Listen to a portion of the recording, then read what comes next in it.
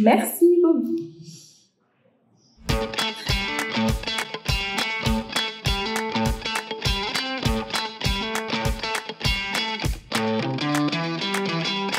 Bonjour, je suis Atua Toumani, j'ai 26 ans et j'habite à Mayotte. Je travaille dans une administration publique. J'ai fait un baccalauréat scientifique à Mayotte, ici. Et suite à ça, je suis partie en métropole faire un DUT de gestion et des entreprises et des administrations.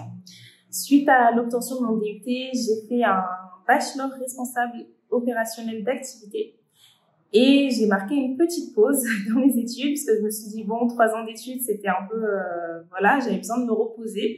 Et je suis revenue à Mayotte où j'ai fait une petite année sabbatique durant laquelle j'ai occupé un poste de chargé de développement au sein d'une association sportive.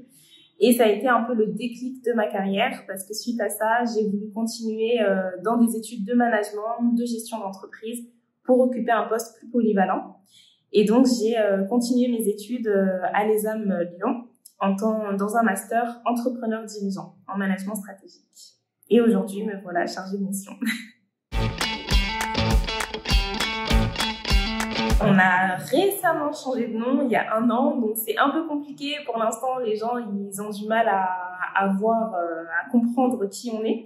Mais on est la DRAGES, donc délégation régionale académique à la jeunesse, à l'engagement et au sport. Donc avant, on était DJSCS, donc direction jeunesse et sport et de la cohésion sociale. Donc maintenant, nous, on a vraiment que la compétence sur la jeunesse, le sport, et aussi on a vraiment voulu insister sur l'engagement. Donc c'est une direction maintenant sous la responsabilité du rectorat. Et on garde quand même une partie préfectorale, donc on a 2 chefs, le recteur et le préfet. Je suis donc chargée de mission éducation populaire et jeunesse. Donc en tant que chargée de mission éducation populaire et jeunesse, je suis plus dans le côté jeunesse. Tout à l'heure, j'ai dit que j'ai commencé mon expérience professionnelle par le sport, mais là je me suis beaucoup plus recentrée sur la jeunesse et je suis responsable Europe internationale et jeunesse. Donc, je gère toute la partie relations internationales. J'accompagne du coup les associations, mais aussi les jeunes sur la partie mobilité européenne, internationale, donc sur les programmes Erasmus+, que vous devez sûrement connaître. J'accompagne aussi sur la coopération régionale, donc tout ce qui est zone de l'océan Indien. On a par exemple les Jeux des îles, les Jeux de la jeunesse aussi de l'océan Indien, où j'interviens en tant qu'experte jeunesse. Et je gère également toute la partie vraiment jeunesse, donc en lien avec l'information jeunesse. Donc j'accompagne le CRIJ, j'accompagne les points information jeunesse, donc les PIJ, j'accompagne les comités jeunes, les conseils municipaux des jeunes, et j'accompagne aussi tous les projets en lien avec la culture. Donc c'est mon patrimoine et les journées européennes du patrimoine. Ce que j'aime le plus, c'est de toucher à tout. Justement, je fais quelque chose de très vaste, quelque chose de très polyvalent. Je rencontre beaucoup de gens, beaucoup d'acteurs associatifs et qui font tous autre chose, enfin quelque chose de différent. Et j'apprends tous les jours. J'apprends vraiment tous les jours. J'apprends davantage sur plein de choses qui existent à Mayotte que je connaissais pas forcément, sur des choses qui se passent aussi au niveau national, donc en France métropolitaine, mais aussi à l'international, vu que j'ai vraiment cette notoriété internationale. Et justement, j'échange avec des gens de pays divers. Par exemple, là, récemment, j'étais sur un rassemblement à l'agence Erasmus+, à Paris, où on a rencontré les représentants de chaque RUP, donc outre-mer, on va dire, de chaque territoire outre-mer des pays européens. Donc, c'était vraiment impressionnant. Et ce qui était encore plus impressionnant, c'était de se rendre compte que nous, à Mayotte, des fois, on se sent un peu moins avantagés que ceux qui sont sur le continent. Et en fait, je me suis rendu compte que c'était la même chose pour les autres territoires européens, territoires outre-mer européens.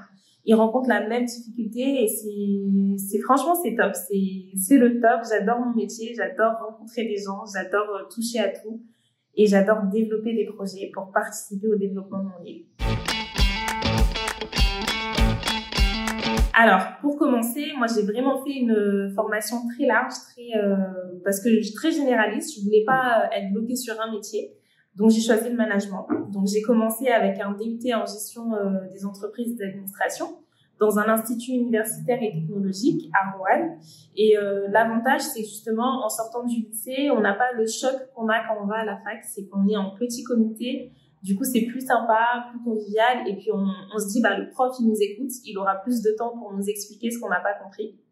Après mon DUT, j'ai fait les salons d'étudiants, un peu comme tout le monde, et j'ai découvert les écoles de commerce, les écoles de management. Et du coup, j'ai choisi d'intégrer l'IFAG. C'est une école d'entrepreneuriat, du coup, de management, mais vraiment ciblée dans l'entrepreneuriat. Et j'ai fait un parcours, un bachelor responsable opérationnel d'activité. C'est vraiment une formation très générale. Donc, on avait de la finance, on avait de la gestion de projet, de l'événementiel, de la comptabilité, des ressources humaines. Et donc, j'ai beaucoup appris. C'est ce qui me permet justement aujourd'hui d'avoir une grosse polyvalence. Et suite à ça, donc j'ai voulu continuer cette expérience en école de commerce parce que justement, c'est aussi le même, un peu pareil qu'en DUT. Mais ce qui est bien, c'est que justement, là, nos profs sont des professionnels, des personnes qui sont en activité et qui nous parlent directement de ce qu'ils vivent au quotidien. Et donc, ça prend plus de sens, en fait, quand on étudie. Tout ce qu'on étudie prend plus de sens parce qu'on sait que le prof l'a vécu et qu'il ne nous dit pas ça par hasard.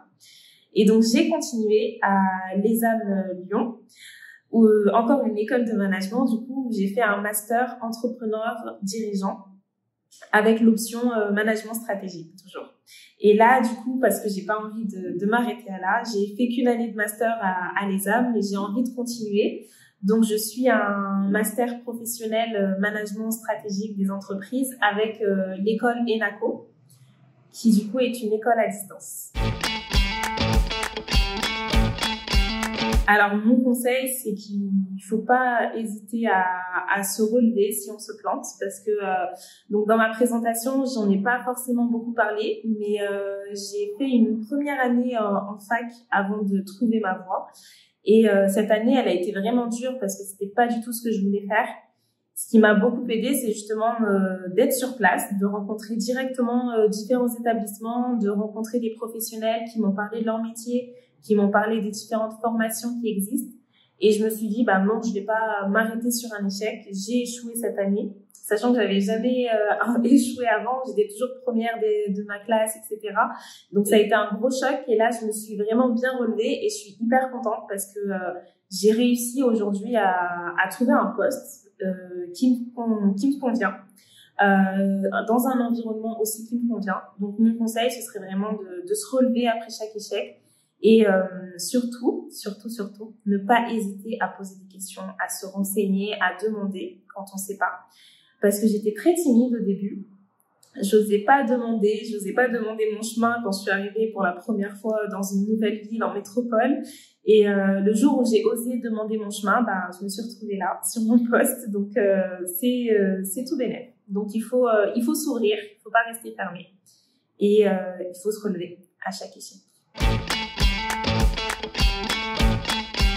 J'ai créé une association en 2020, une association qui œuvre justement pour les jeunes et qui du coup a pour objectif d'accompagner les jeunes dans leur insertion professionnelle.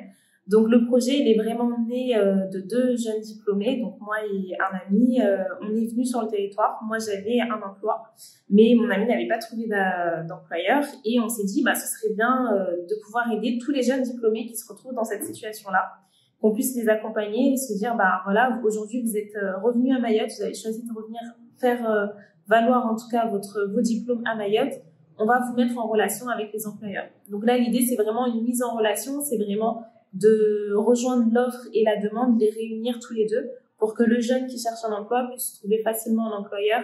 Mais l'idée, c'est pas non plus de venir en concurrence, entre guillemets, avec ce qui existe déjà, donc Pôle emploi et Mission locale. Mais c'est vraiment d'être en appui, de faire la partie terrain, d'aller chercher ces jeunes-là et de les orienter vers les organismes qui existent, donc Pôle emploi, Mission locale, mais aussi vers des associations qui œuvrent pour l'insertion des jeunes. Et également de pouvoir aider les employeurs aussi qui d'un côté ont du mal à trouver des jeunes diplômés, donc regrouper les deux en un seul.